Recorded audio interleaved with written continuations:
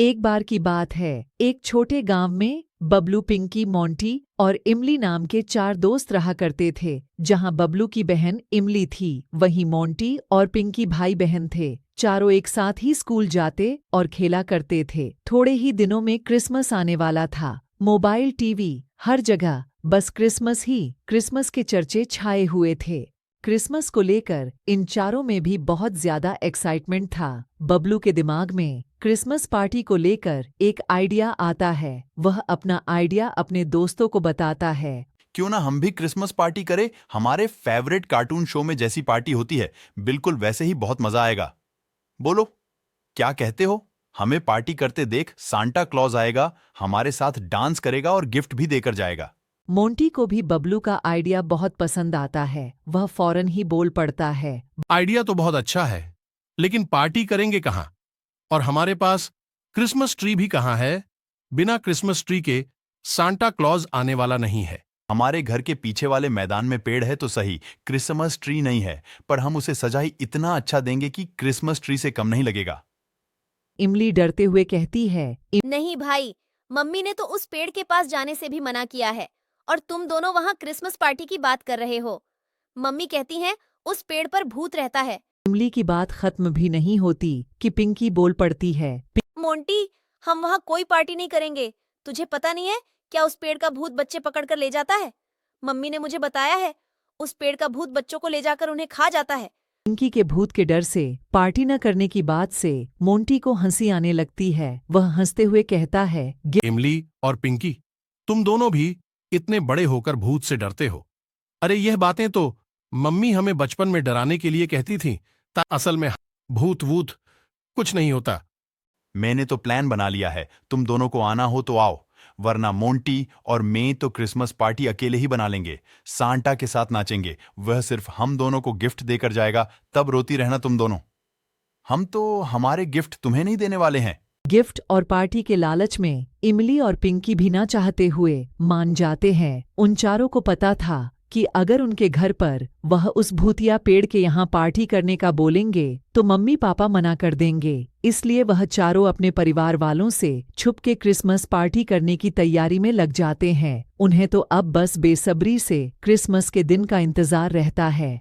इंतजार की घड़ियां खत्म होती हैं। आखिरकार क्रिसमस का दिन आ ही जाता है। बबलू और मोंटी ने पेड़ को सजाने का सारा सामान इकट्ठा कर लिया है। पिंकी और इमली ने भी मम्मी से छुप के अपने स्कूल के टिफिन में खाने के लिए बिस्किट, चिप्स और मिक्सचर रख लिया है। इन चारों को पता नहीं है कि आज क्रिसमस की रात होने के साथ साथ अमावस की रात भी। पेड़ पर रहने वाला भूत भी अमावस की रात में ही आता है। रात के 8 बज जाते हैं। गांव में सब जल्दी ही सो जाया करते हैं। तो एक तरफ मोंटी और पिंकी चुपचाप घर से निकलते हैं, तो दूसरी तरफ इमली और बबलू चारों के चेहरों पर क्रिसमस पार्टी को लेकर एक अलग ही खुशी झलक रही होती है। तो दोस्तों, शुरू करें अपना काम। मैं और बबलू जल्दी जल्दी पेड़ को सजा देते हैं, जब तक इमली और पिंकी तुम दोनों पार्टी के लिए नाश्ता और खाने पीने का बाकी सामान लगा दो। एक बात और, सांता क्लॉज रात के 12 बजे के बाद ही आता है, तो तुम दोनों जल्दी घर जाने का मत बोलना। रोज तो जल्दी सोते हैं, आज देर तक जागेंगे, और वैसे भी कल स्कूल की छुट्टी है तो देर से ही सोकर उठेंगे। पर मम्मी कहती हैं 12 बजे तो भूत चुड़ैल का टाइम होता है, अगर भूत आ गया तो।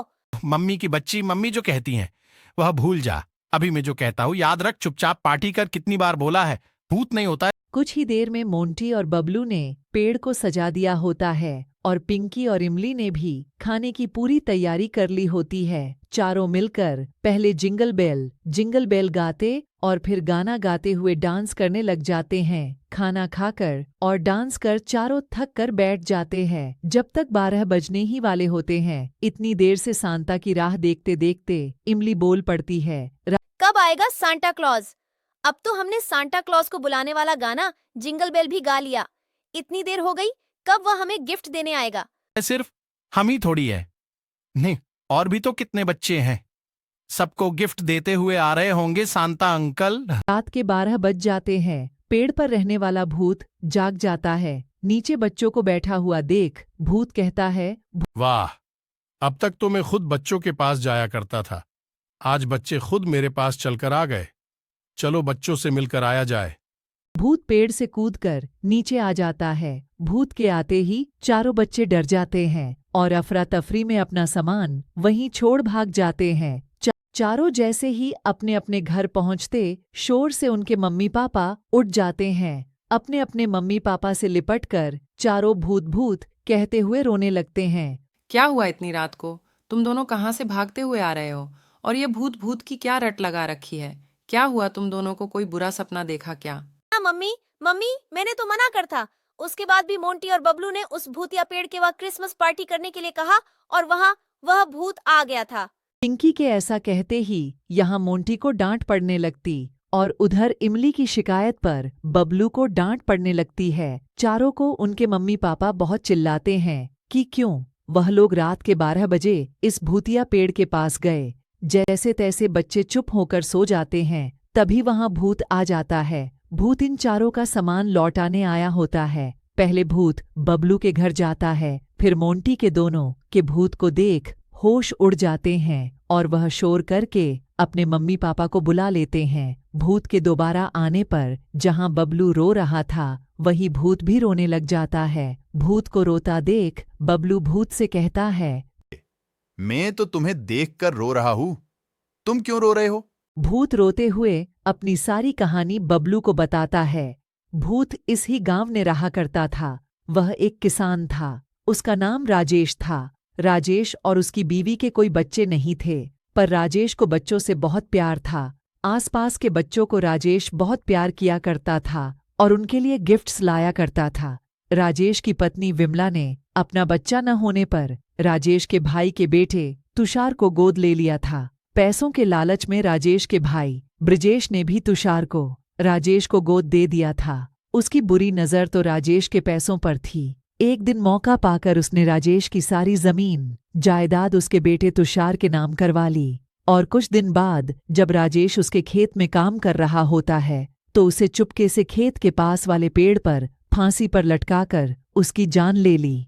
ब्रजेश ने राजेश की मौत का जिम्मेदार उसकी पत्नी विमला को ठहराकर उसे जेल करवा दी और खुद सारी जमीन जायदाद अपने बेटे के नाम से हटवा अपने नाम करवाकर बेचकर शहर चला गया। मरने के बाद भी राजेश का प्यार बच्चों के लिए कम नहीं हुआ। वह अक्सर बच्चों से मिलने निकला करता था, पर बच्चे उसे देखकर डर कर रोने लग जाते थे और सारे गांव वालों ने अपने बच्चों को उस पेड़ के पास जाने से भी मना कर दिया था जहां राजेश का भूत रहता है। राजेश का भूत रोते हुए अपनी बात आगे बढ़ाता है।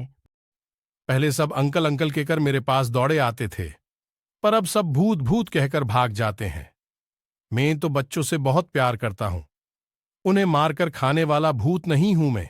भूत की बातें सुनकर बबलू भूत से कहता है, आज से सब वापस आपको अंकल कहकर आपसे मिलने आया करेंगे। भूत अंकल मैं गांव के सारे बच्चों को बता दूंगा कि आप तो बच्चों के दोस्त हो। भूत अंकल अच्छे हैं, वह किसी को नुकसान नहीं पहुंचाते हैं। और फिर बबलू अपनी बहन इमली की दोस्ती भी भूत से करवाता है और मोंटी और पिंकी को भी भूत से मिलवाता है। भूत इन चारों को गिफ्ट देकर जाता है। अगले दिन चारों मिलकर भूत अंकल वाली बात गांव के सारे बच्चों को बताते हैं और ऐसे बच्चे राजेश के भूत से डरना छोड़ देते हैं और राजेश का भूत भूत अंकल नाम से बच्चों में फेमस हो जाता है।